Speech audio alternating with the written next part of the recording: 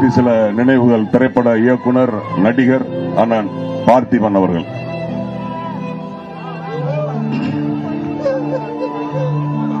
மரணம் எல்லாருக்கும் வரும், ஆனா அது இப்படிதான் வரணும். ஒரு மரணத்தின் போதுதான் ஒரு மனிதன் எப்படி வாழ்ந்தாங்கிறதுக்கான அவ்வளவு அடையாளமும் அதுக்குள்ள இருக்கும். எனக்கு தெரிஞ்ச ஒவ்வொரு நடிகருக்கும் இருக்கிற ரசிகர்கள் மாறுபடுவாங்க. சில பேர் அந்த நடிப்பை ரசிச்சிருப்பாங்க, சில பேர் அந்த நடிகனுடைய அறிவு ரசிச்சிருப்பாங்க.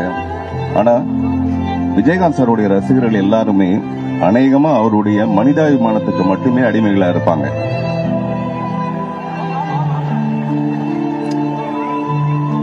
அந்த வகையில நான் அவருக்கு தீவிர ரசிகன்.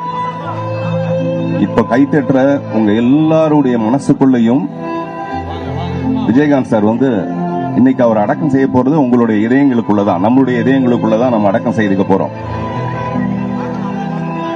அதனால அவர் நம்மளை பிரிந்து விட்டார் இல்ல, உடல் அளவுல பிரிந்து நம்ம மனதிற்குள்ள வரப்போறாரு.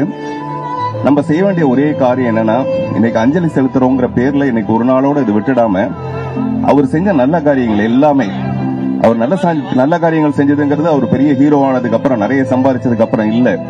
அவர் சினிமாவுக்காக வாய்ப்பு தேடும் போது அந்த ரோஹிணி லாட்ஜ் டி நகர்ல இருக்கு, அங்க இருக்கும் போதே அவருக்கு இருக்கிற மிக குறைவான வசதிகளோட ஒரு பெரிய கேரியர் வரும். அதுலதான் எல்லாருக்கும் அவர் உணவு பரிமாறிட்டு சாப்பிடக்கூடிய ஒருத்தர். என்னுடைய முதல் படம் ஆரம்பம் காலையில 6 மணிக்கு தாடண்டார் நகர் சைதாப்பேட்டைன்னு ஒரு இடத்துல 4 மணிக்கு ஷூட்டிங் முடிஞ்சு படுத்து காலைல 6 மணிக்கெல்லாம் என் ஃபங்க்ஷனுக்கு வந்துட்டாரு. காலையில அவர் தான் என்னுடைய வாழ்க்கையோட ஒரு கிளாப் அடிச்சு ஆரம்பிச்சு வச்ச ஒரு மனிதர். இதை வாழ்நாள் போற நான் மறக்க முடியாது. இந்த மாதிரி எல்லாருடைய வாழ்க்கையிலும் அவர் எங்கேயோ ஒரு இடத்துல அவர் இருந்துகிட்டே தான் இருக்காரு.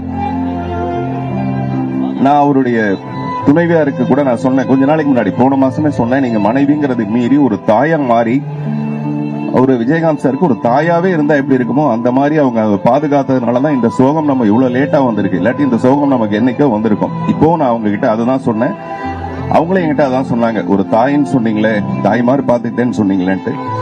அவ்வளவுதான் முடியும் நம்மளால, மனித சக்தின்றது அவ்வளவுதான். அதை மீறி அவர் செய்த அந்த மனிதநேய பணிகளை நம்ம மீண்டும் தொடரணும். அது ஒண்ணுதான் நம்ம அவருக்கு செய்யற அஞ்சலியா இருக்க முடியும். நன்றி.